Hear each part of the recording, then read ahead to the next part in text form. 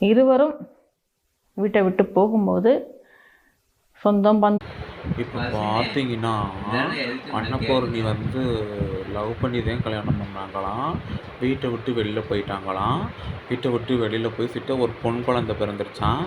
நல்லா அதே லைஃப் ஸ்மூத்தாக தான் போச்சான். நல்லா ஸ்மூத்தாக போச்சான். சொத்து பற்றி எல்லாத்தையும் சொல்லிட்டு வேணான்னு எழுதி கொடுத்துட்டு வந்துட்டாங்களாம். சரி, எழுதி கொடுத்துட்டு வந்துட்டீங்க, நல்லா போன லைஃப்பில் திடீர்னு சொல்லிட்டு எதுக்கு இந்த சாமியார் தொழிலில் இறங்குனீங்க? இந்த சாமியார் தொழிலில் போனால் நல்லா காசு சம்பாதிக்கலாம், மக்களை ஏமாற்றலாம், நம்ம நல்லா நகை நட்டு போட்டுக்கிட்டு இவர் இறந்து போகவும் இன்னொரு புருஷன் கட்டிக்கலான்னு சொல்லி இப்போ நீங்கள் 2 பேரும் சேர்ந்தேன்னு சொல்லிட்டு அரசை வந்து எதுவும் பண்ணிட்டீங்களா?